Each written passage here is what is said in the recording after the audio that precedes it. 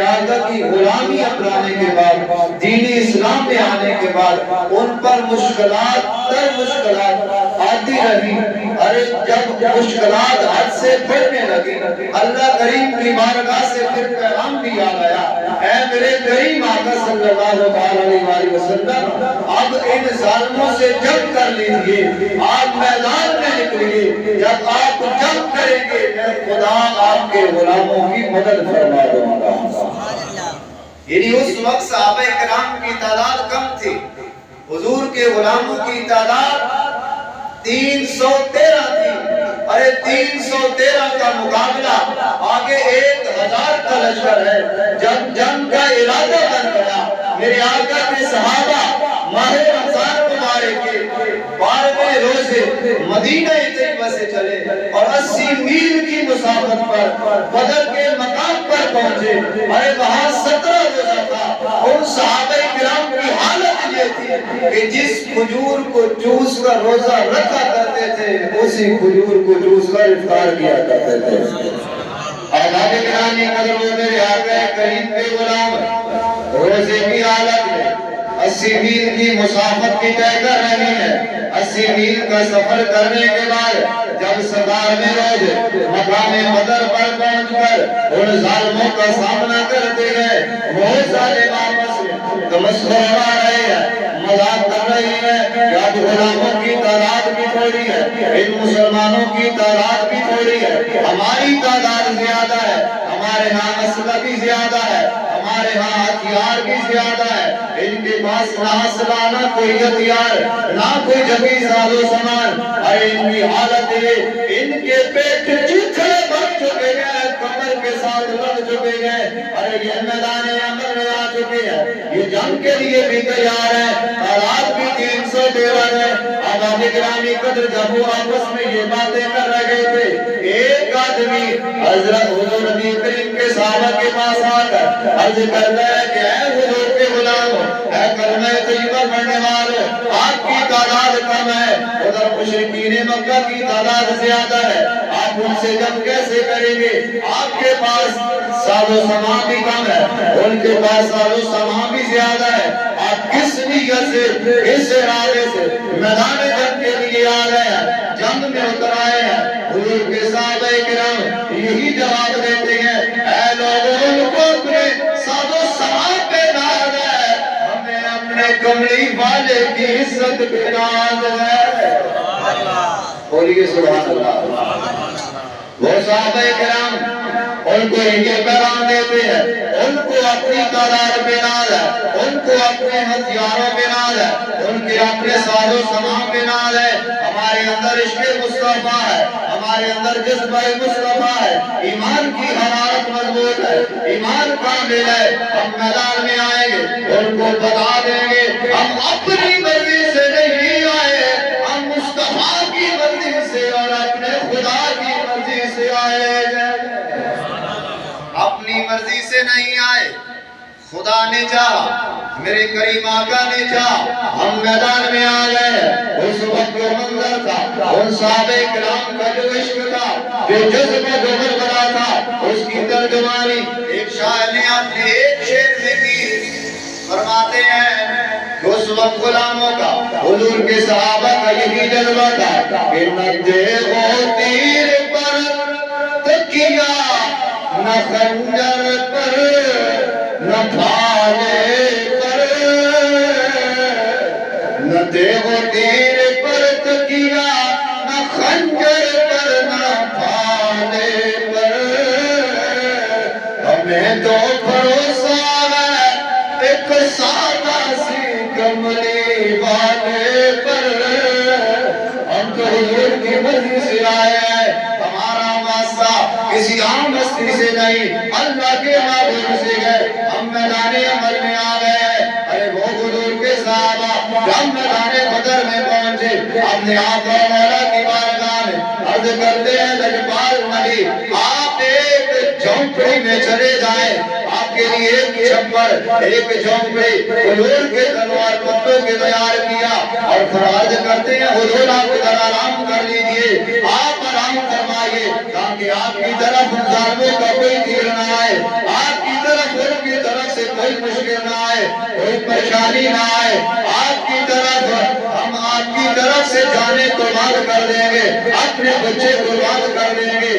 313 دانا آ جائے، سامنے 1000 کا لشکر ہے۔ لجپال نبی اپنے حجرہ مبارک کے اندر جو بدر کے مقام پر حضور کے غلاموں نے بنایا تھا، آج ادھر مسجد بھی بن گئی ہے۔ ارے بہت مسجد جہاں حضور اس وقت قیام کیا اور مصلی رسول بچھا کر اللہ کریم کی بارگاہ میں یہی عرض کی کہ مولا آج بدر کے مقام میں اپنی تھوڑی سی جماعت لے کر، اپنے چند مسلمان لے کر مولا کریم تیری رضا کی خاطر، دین اسلام کے پرچم کو بلند کرنے کی خاطر میدان میں آ گیا۔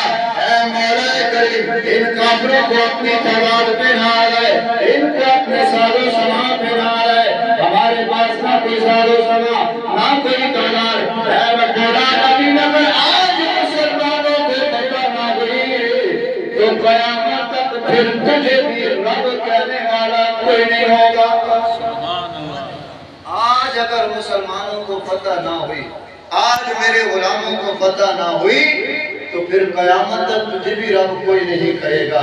یہ میری تھوڑی سی جماعت ہے جو میری اتنی زندگی کی محنت ہے، یہ 313 صحابہ میں لے کر تیری رضا کی خاطر میدان بدر میں حاضر ہو گیا ہوں۔ ارے جب حضور سر سجدے میں رکھ کر اپنے مالک کے حضور گریہ و زاری کر رہے تھے، اپنے غلاموں کی فتح کی خوشخبری آ گئی، جبرائیل امین آ گئے، آ کر عرض کرتے ہیں یا رسول اللہ صلی اللہ علیہ وسلم آپ پریشان نہ ہوئیے، آپ جنگ کا نغارہ بجا دیجئے، جنگ کو شروع کر دیجئے، اللہ کی مدد آنے والی ہے، اللہ کی مدد آنے والی ہے۔ ارے جبرائیل امین نے جب خوشخبری سنائی، میرے آقا کریم مصلی سے اٹھ کر اپنے حجرے سے باہر آ کر مسکراتے چہرے سے اپنے غلاموں کو خوشخبری سنا رہے ہیں، اے میرے غلاموں اس رب کی بارگاہ سے مدد آنے والی ہے۔ لجپال نبی میدان بدر کے اندر انگلی سے نشان لگا رہے ہیں، اس جگہ پہ فلاں کافر مرے گا، اس جگہ پہ فلاں کافر مرے گا۔ ارے میرے حضور انگلیوں سے نشان لگا رہے ہیں۔ حضرت انس بن مالک رضی اللہ تعالیٰ آپ فرماتے ہیں کہ لوگوں ارے وہ دن دیکھا تھا کہ جہاں میرے حضور نے نشان لگائے تھے میدان بدر میں، جنگ بدر ختم ہونے کے بعد اسی نشان پر، اسی جگہ پر وہی کافر جس کا نام میرے آقا نے لیا تھا اسی کو موت آئی، اسی کو واسطے جہنم کیا گیا۔ ارے جب حضور کا نشان لگایا، حضور نے جس کا نام بول دیا اسی جگہ پہ وہی آ کر مرا۔ اس سے میرے آقا کریم کا علم غیب بھی ظاہر ہوتا ہے، حضور کو علم غیب بھی تھا۔ میرے آقا کریم جانتے تھے اس جگہ پہ ابو جہل مرے گا، اس جگہ پہ عتبہ مرے گا، اس جگہ پہ شیبہ مرے گا۔ یہ جتنے بھی سردار تھے جنگ بدر میں ان کو نصف نابود کیا گیا، جنگ بدر میں ان کو مارا گیا، ان کو قتل کیا گیا۔ آباد گرامی قدر جنگ شروع ہونے والی تھی، جنگ شروع ہونے والی تھی۔ حدیث مبارکہ بلاوی حضرت مولا کائنات حضرت علی المرتضیٰ رضی اللہ تعالیٰ عنہ آپ فرماتے ہیں کہ اس جنگ کے میدان کے اندر جہاں کافروں نے پڑاؤ کیا تھا وہ چٹیل میدان تھا، اور ادھر مسلمانوں کی جو جگہ تھی وہاں ریت زیادہ تھی، ریت کے ذرات زیادہ تھے۔ جب ریت زیادہ ادھر وہ چٹیل میدان پر مسلمانوں کے پاؤں دھنسنے لگے تو اللہ کی مدد آنا شروع ہو گئی۔ سبحان اللہ، اللہ کی مدد آنا شروع ہو گئی۔ مدد کیسی آئی کہ بارش کا نزول ہوا، بارش نازل ہوئی۔ ارے جب بارش نازل ہوئی تو ریت پر جب بارش پڑتی ہے تو ریت دب جاتی ہے، اور وہ جو چٹیل میدان تھا اس پر وہ کافر پھسلنے لگے، کافر ذلیل ہونے لگے۔ ارے جب یہ میدان بدر کے اندر اللہ کی یہ پہلی مدد تھی، مسلمانوں نے دیکھا بارش آنا شروع ہو گئی، انہوں نے چھوٹے چھوٹے حوض بنا کر پانی بھی جمع کر لیا کہ ہم افطار کے وقت پانی بھی پیئیں گے۔ ارے وہ مسلمان جن کی تعداد 313 ہے، سامنے 1000 کا لشکر ہے، جذبہ کیا تھا کہ ہمارے اندر ایمان ہے، ہم مسلمان ہیں، ہم حضور کے غلام ہیں، ہم میدان میں جائیں گے، ادھر حضور دعا کر دیں گے، تیرا رب ہماری مدد فرما دے گا۔ تو احباب گرامی قدر، سب سے پہلی مدد جس کا ذکر حضرت علی المرتضیٰ رضی اللہ تعالیٰ عنہ آپ فرماتے ہیں کہ اللہ کریم کی بارگاہ سے جبرائیل امین، یہ آیات قرآن مجید کے 4 پارے کے اندر موجود ہیں۔ حضرت جبرائیل امین آیات بینات لے کر نازل ہوئے کہ اے کملی والے کریم آقا علیہ السلام، استقر بالمؤمنین علی یکفیکم ان یمدکم ربکم بثلاثۃ آلاف من الملائکۃ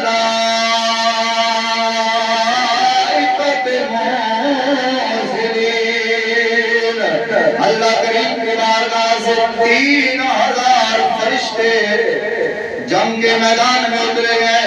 حضرت علی پاک فرماتے ہیں میں نے اپنی زندگی میں ایسی طوفان، ایسی ہوا، ایسا طوفان، ایسی سخت آندھی اپنی زندگی میں نہیں دیکھی جو میدان بدر میں آئی تھی۔ اور اس آندھی کے اندر حضرت جبرائیل امین 3000 فرشتوں کی جماعت لے کر زمین پر نازل ہوئے۔ اس سے پہلے کی روایت کہ 1000 فرشتہ، پھر 3000 آئے، اس کے بعد 5000 فرشتے، ارے 8000 فرشتوں کے بعد 9000 فرشتوں کے بعد جب میرے آقا کریم کے صحابہ کرام ان ظالموں پہ برسے، ان کافروں کو واسطے جہنم کرنے لگے، وہ کافر بھی حیران رہ گئے، ان کے اندر پاور کہاں سے آ گئی، ان کے اندر طاقت کہاں سے آ گئی۔ ان لوگوں نے یہی بتایا تھا کہ ہمیں اپنی جان پہ ناز نہیں، کملی والے کے دیے ایمان پہ ناز ہے۔ سبحان اللہ۔ وہ حضور کے غلام، وہ صحابہ کرام جب ان کافروں کو واصل جہنم کر رہے تھے تو کسی نے ان سے یہ سوال کیا کہ آپ کا یہ جذبہ کیسا ہے، یہ آپ کے قافلے کا سالار کیسا ہے؟ تو انہوں نے کیا جواب دیا؟ انہوں نے یہی عرض کیا کہ یہ لشکر ساری دنیا سے انوکھا تھا، نرالا تھا، یہ لشکر ساری دنیا سے انوکھا تھا، نرالا تھا،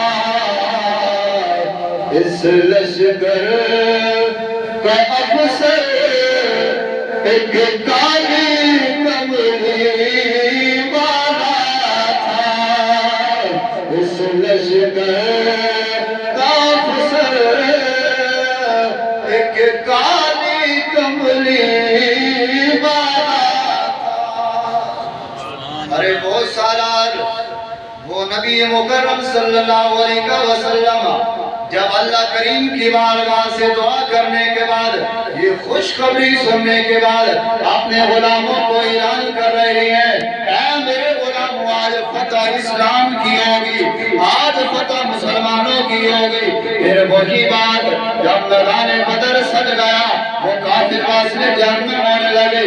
2 چھوٹے چھوٹے بچے، ایک کا نام معاذ اور ایک کا نام معوذ، یہ دونوں بھائی تھے، حضرت عبد الرحمن بن عوف کے بھانجے تھے، اور اپنے مامو جان حضرت عبد الرحمن بن عوف کی خدمت میں حاضر ہوتے ہیں، آ کر عرض کرتے ہیں مامو جان ہمیں ابو جہل کا حلیہ بتائیے۔ کس کا؟ ابو جہل کا حلیہ بتائیے۔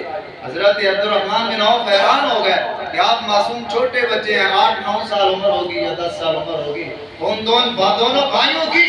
حضرت عبد الرحمن بن عوف پوچھتے ہیں کہ اے میرے بھانجو بتاؤ آپ نے اس کا پتہ، اس کا حلیہ پوچھ کر کیا کرنا ہے؟ تو وہ دونوں بچے اپنی ننھی زبان ہلا کر عرض کرتے ہیں مامو جان آج ہم چاہتے ہیں کہ وہ کافروں کا سردار ہے، وہ سب سے بڑا ہے، ہم حضور آپ کے غلاموں میں سب سے چھوٹے ہیں، ہم چاہتے ہیں اس کا سر ہم اپنے ہاتھوں سے جدا کریں گے۔ بچے معصوم ہیں، بچے چھوٹے ہیں، جذبہ اتنا بڑا ہے، عشق اتنا بڑا ہے۔ عشق طاقت کو نہیں دیکھتا، عشق اپنا ایک مقام رکھتا ہے۔ حضرت معاذ بن معوذ نے، حضرت معاذ اور معوذ نے جب یہ گزارش کی تو حضرت عبد الرحمن بن عوف رضی اللہ تعالی عنہ آپ پوچھتے ہیں کہ اے بیٹا آپ نے ابو جہل کو کیوں مارنا ہے، کس لیے ابو جہل کو مارنا ہے؟ تو وہ بچے کیا جواب دیتے ہیں؟ وہ بچے جواب یہی دیتے ہیں کہ امام جان قسم کھائی ہے مر جائیں گے یا ماریں گے ناری کو۔ بولیے سبحان اللہ۔ قسم کھائی ہے مر جائیں گے یا ماریں گے ناری کو، سبحان وہ گالیاں دیتا ہے محبوب باری کو۔ ہم یہ چاہتے ہیں کہ آج ہم اس کا سردن سے گزار کر کے جائیں۔ حضرت معاذ، حضرت معوذ دوگنے بھائی یہی باتیں کر رہے تھے۔ ابو جہل اپنی سواری پر کود کر میدان بدر میں داخل ہو گیا۔ حضرت عبد الرحمن بن عوف فرمانے لگے ہیں بیٹو یہ جو جا رہا ہے یہی ابو جہل ہے، یہی ابو جہل ہے۔ حضرت معاذ بن معوذ، حضرت معاذ اور معوذ آپ دونوں ننھے سوار ننھیاں تلواریں آپ نے اپنی یام سے تلواریں نکال کر ابو جہل پر حملہ آور ہو گئے۔ جب ابو جہل کو مارنا شروع کر دیا وہ ابو جہل جب اپنی سواری سے نیچے آ گیا کم میدان بدر میں گر گیا۔ وہ ننھے شہزادے ابو جہل کی چھاتی پر چڑھ کر پوچھتے ہیں ناپاک جسم اے ابو جہل کیا تو ہمارے محبوب کو گالیاں دیتا ہے، کیا اللہ کے محبوب کو برا بھلا بولتا ہے، کیا اللہ کے محبوب کی گستاخیاں کرتا ہے؟ ابو جہل کہتا ہے کیا میں ہی کرتا ہوں۔ وہ چھوٹے بچے اتنا جلنا تھا ابو جہل کا سر کرم کر کے اس کی چھاتی پر اپنی تلواریں مار کر اس کو پوچھتے ہیں اب بتا کیا تیری سرداری ہے یا آمنہ کے لال کی سرداری ہے؟ کیا تیری سرداری ہے یا آمنہ کے لال کی سرداری ہے؟ اب بتا تیری سرداری کہاں گئی؟ تو ابو جہل اس وقت بھی یہی کہتا تھا کہ مجھے اپنوں نے مارا ہے، مجھے اپنوں نے مارا ہے۔ ابو جہل کہتا ہے مجھے اپنوں نے مارا ہے، مگر مارا تھا حضرت معاذ اور حضرت معوذ جب جنگ کی فتح ہو گئی، جنگ مکمل ہونے کے بعد وہ دونوں شہزادے دوڑتے ہوئے حضور کے حجرہ انور میں آ گئے۔ آقا حضرت یا رسول اللہ صلی اللہ علیہ وسلم آپ یہ تو ارشاد فرمائیے ابو جہل کو کس نے مارا گئے؟ یا معاذ نے مارا یا معوذ نے مارا؟ حضرت معاذ اور معوذ دونوں بھائی عرض کرتے ہیں لجپال نبی ہم دونوں بھائیوں میں سے کس نے مارا گئے؟ میرے آقا کریم لجپال نبی صلی اللہ علیہ وسلم آپ نے فرمایا اے ننھے شہزادے اپنی تلواریں دکھاؤ۔ جب ان دونوں نے اپنی تلواریں نکالی ان تلواروں کے اوپر وہ ان کا پاک خون بھی لگا ہوا تھا۔ میرے آقا کریم نے فرمایا اے شہزادوں تمہیں مبارک ہو، دونوں نے اس ظالم کو مارا ہے۔ آپ نے دونوں کی دل جوئی فرمایا آپ دونوں نے اس ظالم کو مارا ہے، یعنی وہ دونوں خوش ہو گئے۔ تو میرے آقا کریم نے فرمایا میرے غلاموں یہ اللہ کی طرف سے مدد تھی، اللہ کریم نے ہمیں پہلے یہ اعلان کر دیا تھا کہ اے محبوب یہ ظالم آج ایسی شکست کھائیں گے کہ کائنات میں ایک مثال قائم ہو جائے گی۔ میرے آقا کریم کی ظاہری حیات کی جتنی بھی جنگیں تھی ان سب میں یہ بہت بڑی اور عظیم جنگ تھی جو کفر اور اسلام میں فرق کر گئی، اور یوم الفرقان کے نام سے اس دن کو یاد کیا جاتا ہے جب حضور کے صحابہ کو یہ فتح نصیب ہوئی۔ المختصر میرے آقا کریم صلی اللہ علیہ وسلم اس جنگ میں فتح کرنے کے بعد آپ 3 دن وہاں قیام کیا۔ 3 دن قیام کرنے کے بعد جب وہ قافلہ واپس ہونے لگا ان مشرکین مکہ کی لاشیں ایک کنویں میں ڈالی گئی تھی، میرے آقا کریم اس کنویں پہ حاضر ہوئے اور آ کر اس کنویں میں جان کر میرے آقا کریم پوچھتے ہیں، اے عتبہ، اے شیبہ، بتاؤ کیا ہمارے رب کا وعدہ سچا ہے یا آپ کی سرداری؟ جب یہ واقعہ یہ اپنی آنکھوں سے حضرت امیر المومنین فاروق اعظم رضی اللہ تعالیٰ عنہ آپ دیکھ رہے ہیں، پوچھتے ہیں لجپال نبی، یہ بے روحوں کو آپ بلا رہے ہیں، یہ بے روحوں سے خطاب کر رہے ہیں، کیا یہ کافر آپ کی بات سن رہے ہیں؟ تو میرے آقا کریم نے فرمایا، عمر بن خطاب، یہ کافر سن رہے ہیں، جو بھی دنیا سے جاتا ہے وہ سب کچھ سن رہا ہوتا ہے، جواب وہی دیتا ہے جو کامل ایمان والا ہوتا ہے، جواب اس کی طرف سے آتا ہے، یہ میری باتیں سن رہے ہیں اور میں ان سے کلام کر رہا ہوں، جب حضور بھی کلام کرتے ہیں اور یہ بتاتے ہیں کہ جو دنیا سے جاتا ہے وہ بھی سنتا ہے، مومن اور کافر کے سننے میں صرف فرق ہے، مومن سنتا ہے اور اس کے سننے کے بعد جو آرزو کی جائے وہ رب کی بارگاہ میں اپنے آنے والے کی پیش بھی کرتا ہے، کیونکہ مومن اپنے جنت میں اعلیٰ مقام پر فائز ہوتا ہے، تو کافر دوزخ میں ہوتا ہے، کافر کچھ بھی نہیں کر سکتا، جو بھی مدد کر سکتا ہے وہ مومن بھی کر سکتا ہے، صاحب ایمان بھی کر سکتا ہے، چاہے وہ زندگی میں ہو یا اپنی مزار پر انوار میں چلا گیا ہو۔ واباب گرامی قدر، حضور نبی کریم صلی اللہ علیہ وسلم جب اس جنگ سے فتح حاصل کرنے کے بعد واپس آئے، ان مشرکین مکہ میں سے 70 کافر جو حضور کی بارگاہ میں قیدی بن کر آئے، جن کو قید کر کر لایا گیا اور ان کو رسیوں سے باندھ دیا گیا، تو ان قیدیوں میں میرے آقا کریم کے چچا جان حضرت عباس رضی اللہ تعالیٰ عنہ آپ بھی تھے، جو ابو جہل کے لشکر کی طرف سے حضور کے غلاموں سے جنگ کرنے والے تھے۔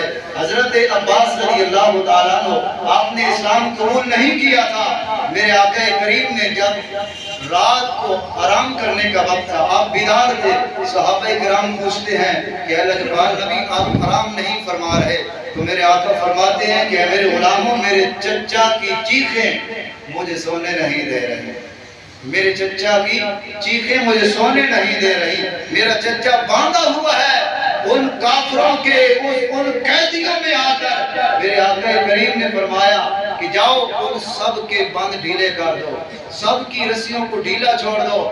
تو میرے آقا کریم نے جب یہ پیغام بھیج دیا، حضرت سیدنا ابوبکر صدیق رضی اللہ تعالیٰ عنہ آپ فرماتے ہیں اے کملی والے، کیا ان کو رہا کر دیا جائے، ان سے فدیہ لے کر رہا کر دیا جائے، اور جب ان کو آزادی کی خبر ملے گی شاید ان میں سے کچھ اسلام لے آئیں گے۔ تو میرے آقا کریم نے حضرت فاروق اعظم سے پھر مشورہ لیا، فاروق اعظم عرض کرتے ہیں کملی والے اگر مجھے اجازت دے تو میں اکیلے ان 70 آدموں کے سر تن سے جدا کر دوں، کیونکہ یہ کافر ہیں، یہ آپ کے گستاخ ہیں۔ لجپال نبی کو یہ فیصلہ ناممکن لگا، فرمایا جو ابوبکر کا فیصلہ ہے یہ کر لیتے ہیں۔ جب ان کو یہ خوشخبری دی گئی کہ جاؤ آپ فدیہ دیتے جاؤ اور رہا ہوتے جاؤ، اور فدیے کی باری آئی، حضرت عباس کی باری آئی، لجپال نبی کی بارگاہ میں حضرت عباس کا طرف سے کر دے گئے، اے لجپال نبی کیا آپ کا چچا آپ کو جرمانہ دے، آپ کو فدیہ دے، آپ کو مال دے، پھر آپ رہا کریں گے؟ میرے پاس تو ایک دینار بھی نہیں، ایک ریال بھی نہیں، ایک روپیہ بھی نہیں، میرے پاس تو کچھ بھی نہیں، آپ کو کیسا فدیہ دوں گا؟ لجپال نبی نے فرمایا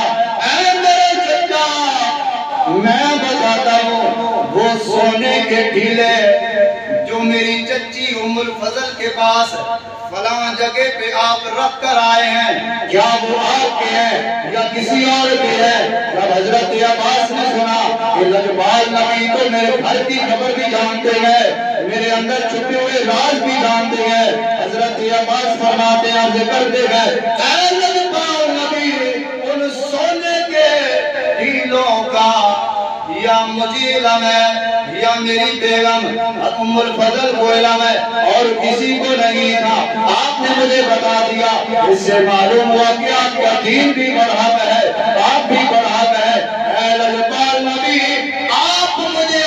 کلمہ پڑھا کر اپنی غلامی میں داخل فرما لیں۔ تو حضرت عباس رضی اللہ تعالیٰ عنہ میرے آقا کے چچا تھے، میرے آقا کریم نے کلمہ تجربہ پڑھانے کے بعد اس کو دائرہ اسلام میں داخل کر لیا۔ ان کے بیٹے حضرت عبداللہ ابن عباس جنہوں نے قرآن مجید کی وہ واحد تفسیر لکھی جو تمام تفسیروں سے بھاری ہے، پھر اس طرح دین کو قبول کیا، اس طرح اسلام کو قبول کیا کہ وہ اسلام پہ اپنی جانیں دینے کے لیے تیار تھے۔ آج کا مسلمان اور اس وقت کی عکاسی کرے یا ہم اسلام میں آ کر ہم کلمہ طیبہ پڑھنے کے بعد کیا کر رہے ہیں؟ ماہ رمضان جا رہا ہے، روزے رکھ رہے ہیں یا نہیں رکھ رہے؟ اور رکھ رہے ہیں تو روزوں میں کیا اپنی نظروں کو پاک رکھا ہے، اپنی زبان کو پاک رکھا ہے، اپنے کانوں کو پاک رکھا ہے، اپنے چال چلن گفتار کردار کو پاک رکھا ہے یا نہیں رکھا؟ ارے وہ حضور کے غلام تھے، وہ ماہ رمضان میں حضور کے نام پر جانے بھی دے گئے ہیں اور اپنے روزوں میں بھی کمی نہیں آنے دی، روزے رکھ کر جامع شہادت نوش کر گئے۔ ارے حضور کے غلام یہ سبق دیتے ہیں کہ دنیا والوں اس دنیا کی زندگی کے اندر جتنا بھی جینا ہے وہ اللہ رسول کی یاد میں زندگی گزارو گے، اللہ رسول کی تابعداری فرما برداری میں زندگی گزارو گے۔ جب دنیا سے جاؤ گے تو پھر قیامت تک تمہارے نام روشن رہیں گے۔ جو حضور کی غلامی میں جاتے ہیں ان کے نام قیامت تک روشن رہتے ہیں۔ ڈرو خدا سے ہوش کرو، مکر و ریا سے کام نہ لو، یا اسلام پہ چلنا سیکھو یا اسلام کا نام نہ لو۔ وآخر دعوانا ان الحمدللہ رب العالمین۔